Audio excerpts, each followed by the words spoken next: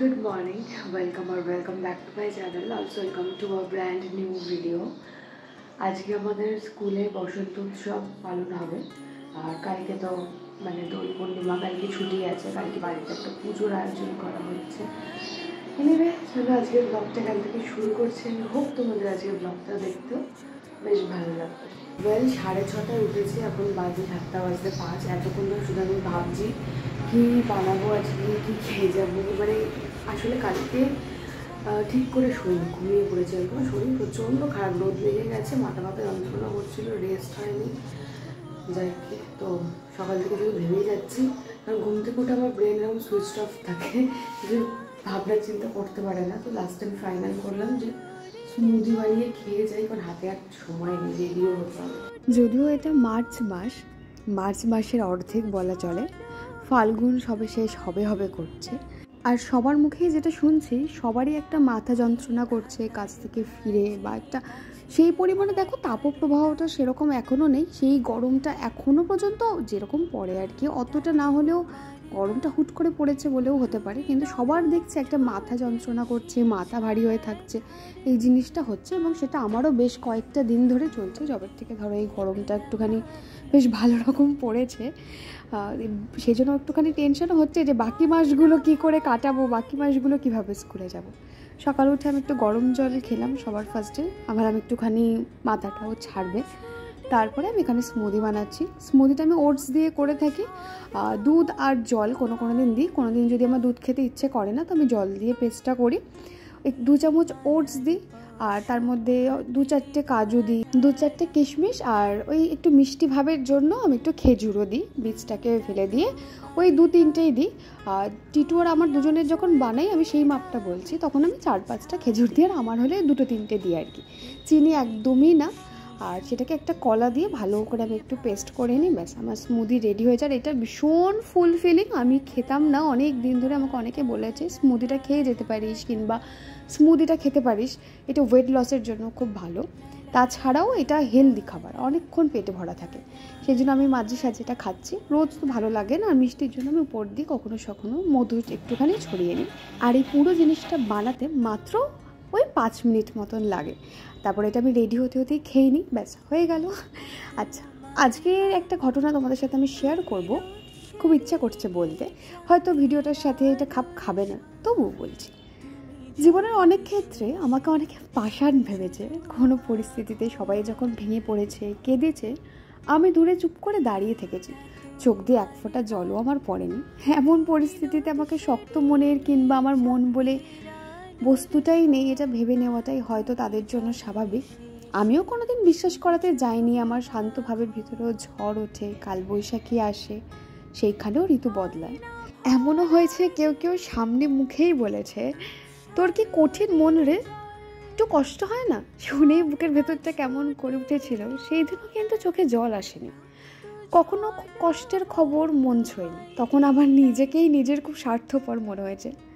আমার এই 28 বছরের জীবনে আমার প্রত্যেক ভাঙা গড়াকে মাথায় রেখে আমার উপলব্ধি এই যে সবাই পারে না হাউ হাউ করে কাঁদতে, সবাই পারে না ভেঙে পড়তে, সবাই পারে না তার মনে দুর্বল খবর ফাঁস করে দিতে, সবাই পারে না সব কিছু। কিছু মানুষ আলো নিভে গেলে বালিশের কোণ ভেজায়, ঘুম থেকে উঠে বলে সবই তো ঠিক আছে, মন খারাপের খবর ডায়েরিকে শোনায়। তারা দুর্বল হয় হাতে গোনা 1-2 মানুষের কাছে, তাদের কাছে তারা বাচ্চার মতন কাঁদে, হাসে, প্রাণ ভরে নিঃশ্বাস নেয়। আর এই যে সেই পাষাণ মানুষটাও তখন লতা গাছ, যা সেই মানুষটাকে অবলম্বন করে পড়ে ওঠে। আর এমন মানুষ জীবনে না থাকলে সে নিজেই কঠিন বটবৃক্ষ হয়ে যায়, যার মাটি শক্ত, শিকড় মাটির বহুদূর পর্যন্ত বিস্তৃত। তাই শেষে আরেকবার এটা আমাদের মনে রাখা দরকার, সবাই সবটা পারে না, সবাই সবার মতন করে পারে। আমি জানি কথাগুলো ভিডিওর সাথে একদম মানানসই হয়নি। আজ আমাদের স্কুলে বসন্ত উৎসব পালন হয়েছে, এবং আমরা একটা সামনে পার্ক মতন আছে, সেখানে গিয়ে নাচ গান করেছি।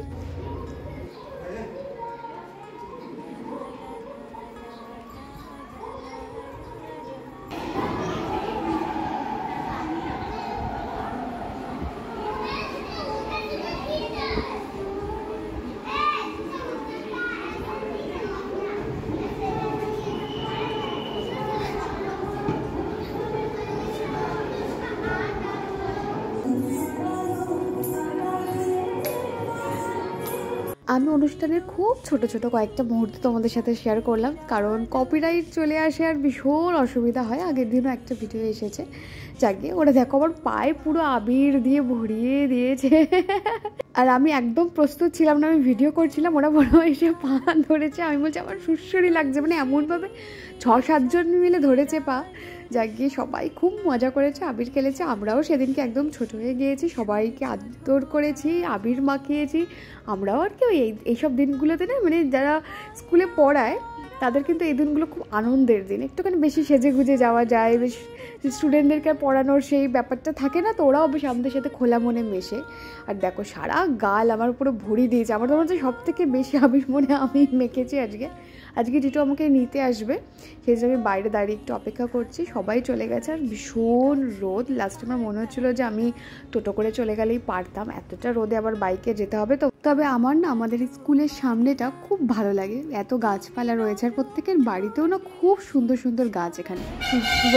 বাড়ি ঢুকলাম, কি অবস্থা দেখো, সর্বনাশ করেছে। দেখো সারি সারি পুরো ভরে গেছে রঙে। ছাত্রীরা কেউ শুনছিলই না, মানে এই পেছন দিক থেকে নাকে তাও কিছুটা ঝাড়ছি, আবার দিচ্ছে। এখন লেয়ার পড়ে গেছে, এখন মুখটা আমার ড্রাইনেসে কীরকম একটা লাগছে। যাই হোক, দেখো চুল টুল কি অবস্থা গেছো, এ তো হবেই। চলো ফ্রেশ হই এবার। ফ্রেশ হয়ে তারপরে আমি একটু খেয়ে দিয়ে ঘুম দিয়েছি। আবির খেললে না খুব ঘুম পায়, আমি এটা বুঝে উঠতে পারি না। আর কারণটা কি যে মানে কেন এত ঘুম পায়, রং খেলার পর দেখবে খুব ঘুম পায়। সন্ধেবেলা আমি এখানে জলখাবার বানাচ্ছি সবার জন্য। সন্ধেবেলা যেহেতু বাড়িতেই রয়েছি, আমি এখন চিড়ের পোলাও বানাচ্ছি। ভালো তোমাদের সাথে একটু ছোটো করে শেয়ার করি, আগেও করেছি বোধ হয়, কারণ আমি এটা জলখাবারে নিয়ে যাই। আমার খুব পছন্দের আর ইজি টু মেক। ওকে, মানে খুব কম সময়ের লাগে, কম জিনিস লাগে, উপকরণও খুব কম লাগে। যেরকম বাড়িতে যা যা সবজি থেকে দিতেই পারো, আমি খুব বেশি জিনিস দিই না। একটুখানি তেল দিই, তার মধ্যে পেঁয়াজ কেটেছি, একটু লঙ্কা কেটেছি, সেগুলোকে একটুখানি ভেজে নেব। এবং এই সময়ে আমি একটুখানি নুন আর হলুদ দিয়ে দিই এই তেলের মধ্যে। তোমরা সাদা তেল, সর্ষের তেল, যার কাছে যেটা অ্যাভেলেবেল সেটা দিতে পারো। আমি সামান্য একটু ঘিও দিই একটু ফ্লেভারের জন্য, আর সামান্য একটু চিনি দিই। সব রান্নাতেই আমি একটুখানি চিনি দিই, তাতে আমি কিন্তু একদম বাঙাল, তবুও আমি অল্প চিনি দিই, তাতে রঙটা ভালো আসে। যে কোনো রান্নাতে অল্প একটু চিনি লাগে, অল্প মানে হাফ চামচ মতো। তারপরে যে চিড়েটা ধুয়ে রেখেছিলাম সেই চিড়েটা এখানে ভালো করে মিশিয়ে দিচ্ছি। আর আমি ওখানেই না একটু সাইড করে ডিমও দিয়ে দিয়েছিলাম, একসাথে ভেজে নিয়েছি। যখন ভাজছে সেই সময় আমি অল্প একটুখানি জল দিয়েছি, অল্প একটুখানি বলতে হাফ কাপের থেকেও একটু কম, কারণ চিড়েটা তাহলে আরেকটুখানি নরম হয়। খুব বেশি জিনিস লাগেও না, প্লাস হচ্ছে ভীষণ হেলদি খাবার, পেট অনেকক্ষণ ভরা থাকে, সময়ও খুব কম লাগে। সেজন্য এইটা আমার করতে খুব ভালো লাগে, যেহেতু সময়টা কম লাগে। যাই হোক, আমি এখন সবার জন্য প্লেটিং করছি। আমি এখন খাবো না, মানে আমার না ওই সন্ধ্যাবেলা এটা একদম খিদে পায় না, এটা খুব বাজে জিনিস। আমি ওই 3:30 ওরকম নাগাদ খাই বলে ওই 4টেই ধরো, 4টে বেজে যায়, তারপরে একদম রাত্রিবেলায় খাই। এই জন্য আমার অনেকটা গ্যাপ হয়ে যায় এবং সেটা আমার শরীরের জন্য খুব খারাপ হয়।